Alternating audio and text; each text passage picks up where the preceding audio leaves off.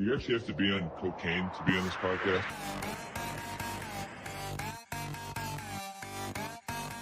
It's a great day to be a Wildcat! Cocaine.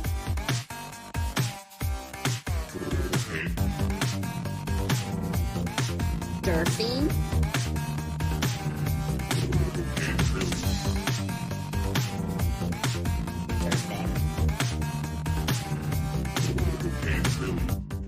What is up, everybody? You're listening to yet another edition of Cocaine Willie. I am your commissioner, Bob Trollsby, and we're doing something a little different this week. So because next week you will be hearing an episode of Boscoe's Boys that we recorded on Tuesday night, which is usually our recording night.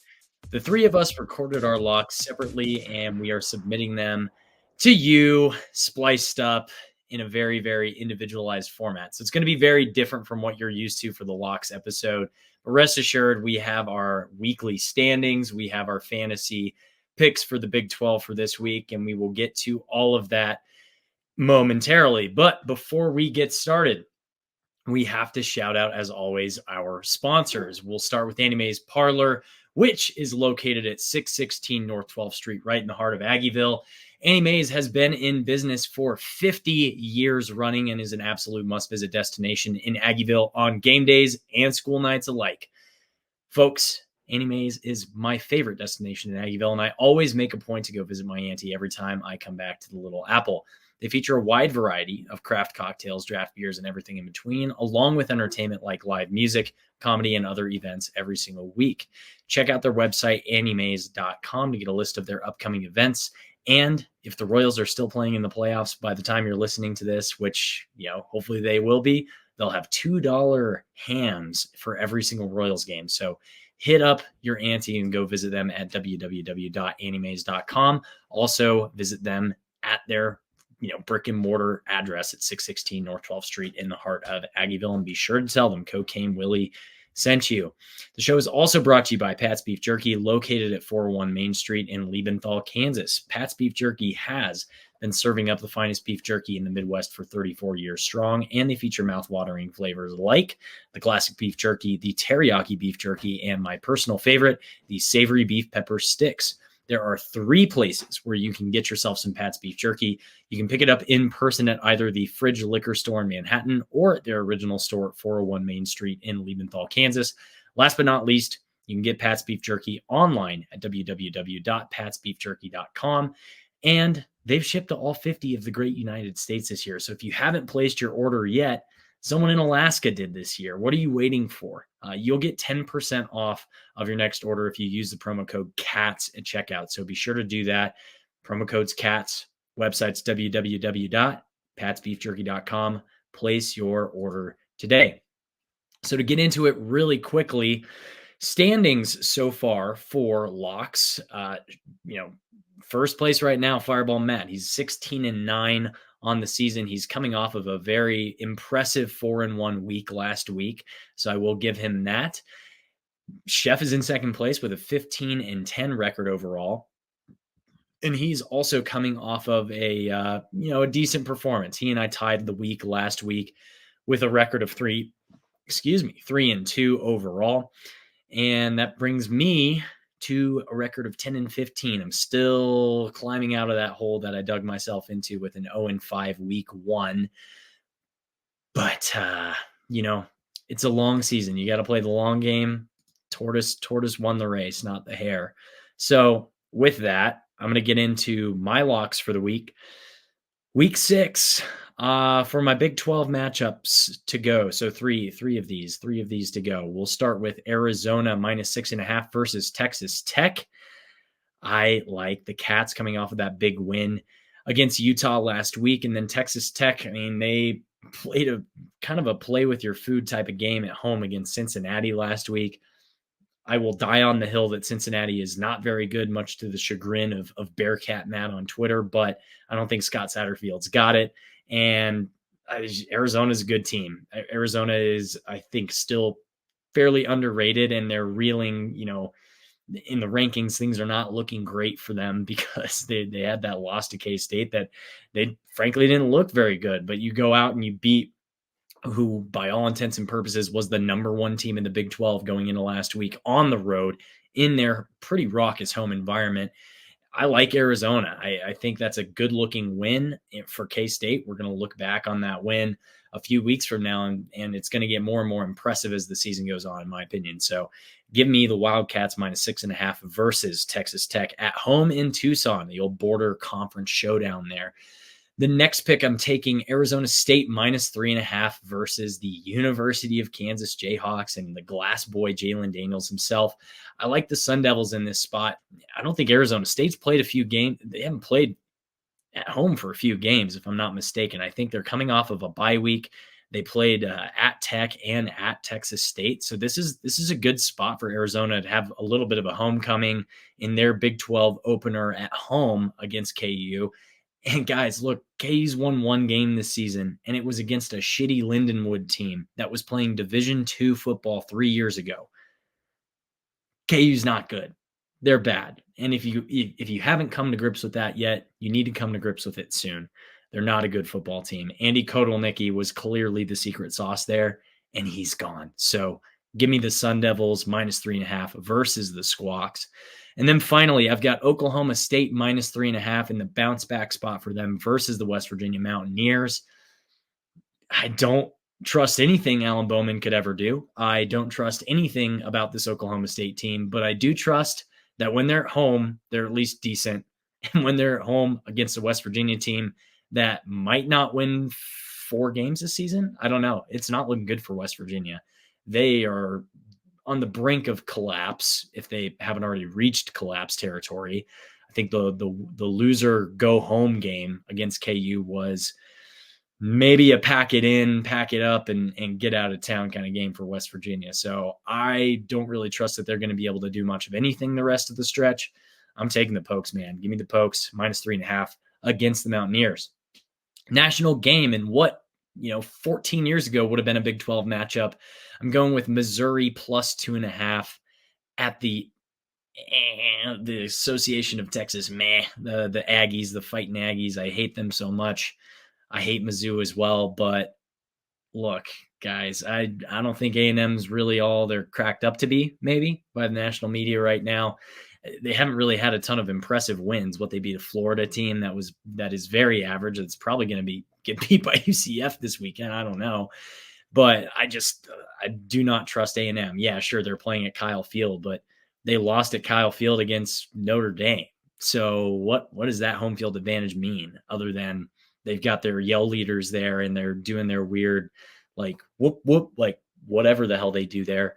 I don't like A&M at all. And I think Missouri is kind of flown under the radar a little bit. I know they're a top 15 team, but they haven't really done anything to show that they're not good. I mean, they're undefeated. They're 4-0 going into this matchup. So I like the Tigers in this spot. I think to open up their SEC schedule +2.5, it's easy to cover. And looking at collegefootballinsiders.com, our friend Parker Fleming, Mizzou is slated to win this game outright, according to his website and his advanced analytics. So give me Mizzou +2.5 at Kyle Field. And then my sickos game, I'm going with Boston College +1.5 at UVA.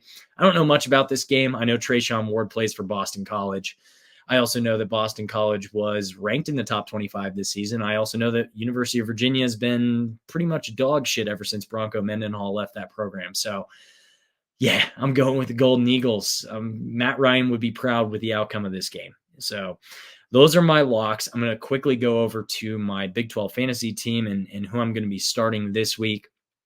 So for my team, I have KJ Jefferson starting at quarterback for UCF. Also, I guess I do need to go through last week's outcome, because if I don't do that, then we're not appropriately preparing you for the episode. So last week, Matt came out on top. His first dub of the season. He is officially 1-4 on the year. I am also 1-4 on the year, and I got last place last week with a score of 61.16. Matt had a score of 81.06, and Chef had a score of a very nice 69.68. Could have been 69.69, Chef, but it wasn't, unfortunately. And he drops to 3-2 on the season. So current standings are Chef in first place at 3-2. Me and Matt tied for last with a 1-4 record each. And just taking a quick peek, who had the best scores last week? So Matt was really riding on Avery Johnson's coattails last week, 38.36 points in that massive game by Avery Johnson where he had 5 touchdowns. Taj Brooks had good numbers against Cincinnati. It looks like 29.2. Everybody else was very bad for him. 5.9 points for Kobe Hudson, 1.6 points for Drake Dabney, and Utah's defense put up 6 against the Arizona Wildcats. My leading point getter was DJ Giddens. So the K-State guys kind of coming out on top here for this week. DJ Giddens had 21.9. Really nothing else from anybody else, frankly. And K-State's defense put up 13 points for me. So those are my 2 highest point getters on the week. And then Chef had a nice 26.9 points out of RJ Harvey last week for UCF. Noah Fafita, second leading point getter for him, 14.88 points. Not the best day for Fafita, but obviously Arizona comes out and gets the win. And he combines for 69 points in that one. So for this week, I'm going to go with KJ Jefferson in that matchup against Florida in the Swamp. I'm 99% sure KJ Jefferson's played at least one game at the Swamp in his time at Arkansas. I think, he's not going to be fazed by a hostile environment necessarily, but also how hostile is Billy Napier's Florida Gators environment going to be, knowing that he's in kind of win or go home state right now where that guy is very much on the hot seat. He might be in one of the hottest seats in college football right now. And he very well could get fired after losing this game to UCF. So I'm going to go with KJ. I think he can put up some good numbers against Florida. And frankly, I don't think Florida's worth much of a damn at this point in the season. Cam Scadaboo, I've got it running back for Arizona State. He's been my guy. If we could just start every player every game, I would start Cam Scadaboo every game. I love DJ Giddens, but I also love Cam Scadaboo. This guy is one of my favorite players to watch in the conference outside of K-State football. He's going up against Texas Tech. Tech's defense has looked okay so far, but it's a Tech defense that gave up 30 plus points to Cincinnati, who's not really worth much of anything at this point. So I'm starting Cam Scadaboo at running back. I'm also starting Arizona State's tight end, Shimon Mateer.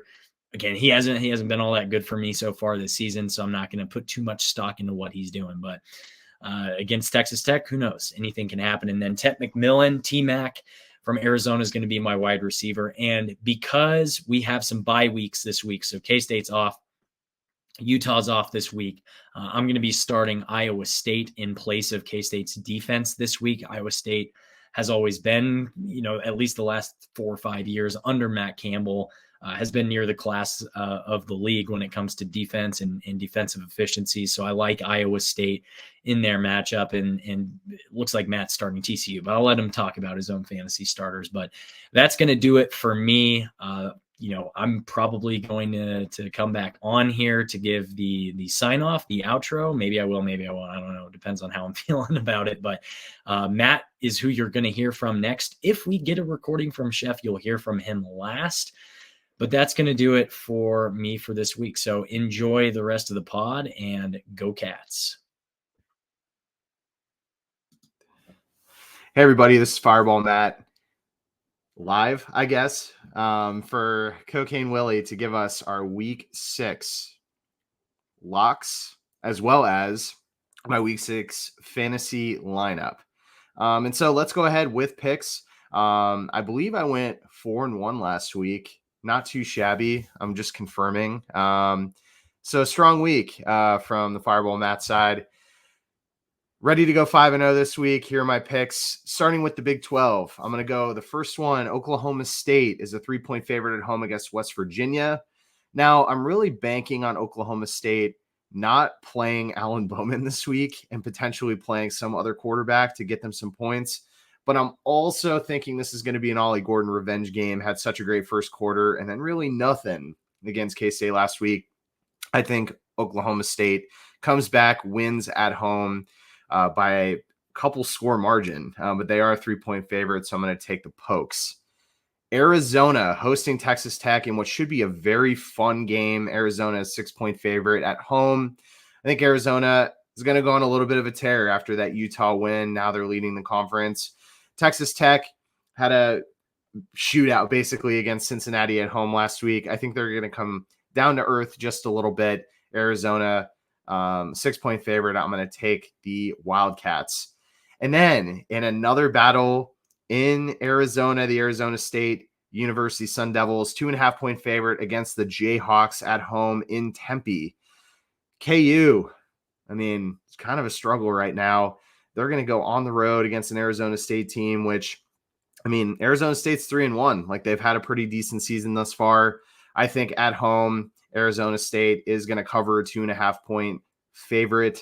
I think they're going to win by like 7 or 10 in this game. So Arizona State over Kansas. National game of the week. A lot of really bad games nationally this week, but I'm going to go to a ranked matchup in the SEC. Texas A&M, 2.5-point favorite at home against the top 10 Missouri Tigers. A&M has kind of got it together since that Notre Dame loss where they really couldn't score any points at home. I think in a raucous atmosphere like at Kyle Field, they're going to be able to take a 2.5-point spread. They're going to beat Mizzou by a touchdown. Colin Klein somehow going to get it done. And yeah, I mean, Brady Cook and Luther Burden, they're not going to be able to get a win in College Station. And then my sicko game of the week. This is, I believe, a true sicko game. Sam Houston is going on the road to University of Texas at El Paso. UTEP 0-4 this season. Sam Houston, I am taking a 10-point favorite Sam Houston team on the road in El Paso, and a very much a sicko game of the week. But Sam Houston, they're like 3-1, 4-1 this year. Not too shabby. I'm taking them on the road.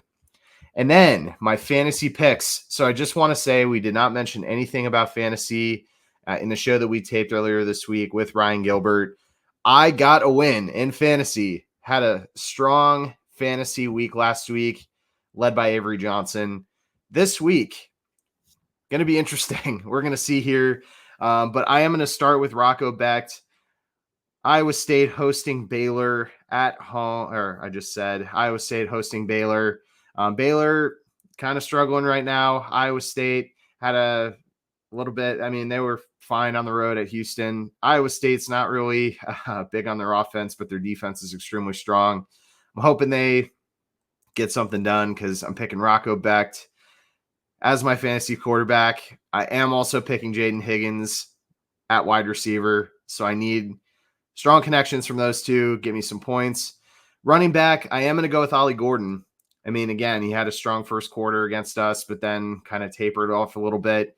I think Oklahoma State is going to have to lean towards the run a little bit more against West Virginia in this game. So I am going to try and pray that Ollie Gordon at least gets a touchdown. Maybe he gets 100 yards on the ground. That'd be great. And then my last two picks are going to be a couple of TCUs. So Drake Dabney at tight end, I have nothing to say because unfortunately I can't take out any players on my fantasy team. So I have to run with Drake Dabney yet again. And then Utah is on a bye for my defensive and special teams. I am going with TCU's defense and special teams. They are hosting Houston this week. Houston has not been great.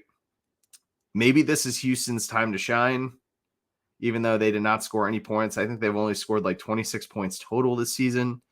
So I am going to go with the TCU Horned Frogs as my defense and special teams.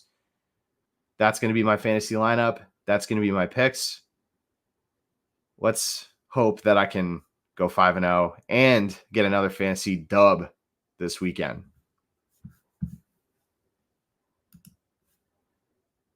The good news, I have Chef's picks. The bad news, Chef is not going to be the one reading them because he's dealing with technical difficulties. So I'm going to go through his picks real quick, his locks for week 6, and then I'll also go through his fantasy starters, but I can't give you any commentary on it because I don't know his thought process on these. But here we go. Opposite of me, Chef is taking KU plus 2.5 at Arizona State. He's also going with UCF minus 2.5 at Florida. And he's going with Iowa State minus 12 versus Baylor. His national game, he's going with Washington minus 2.5 versus Michigan. And his sickos game is going to be Kennesaw State plus 16.5 versus Jacksonville State.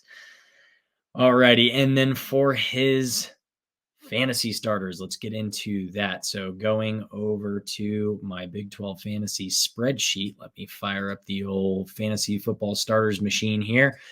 Chef is starting Noah Fafita at quarterback this week, coming off of a big victory against Utah. He's taking CJ Donaldson Jr. from West Virginia in their matchup against Oklahoma State, which that might actually work out well for him, considering how many yards Oklahoma State gave up in our rushing defense last week. He's taken Jalen Knoll, Iowa State, in their matchup against Baylor. And then finally, Cole Taylor from West Virginia. Also, he has starting at tight end for the Mountaineers in their matchup against Oklahoma State. So contrary to that, he has Oklahoma State's defense with the start for the week. So it's going to be an interesting one to see how that plays out for him. That's going to do it for Chef's locks and fantasy starters for the week. And I might as well go ahead and do the outro real quick. So appreciate everybody listening and watching the show today. Once again, we want to shout out our sponsors, Pat's Beef Jerky and Annie Mae's Parlor. Remember to visit patsbeefjerky.com and use the promo code CATS for 10% off your next order.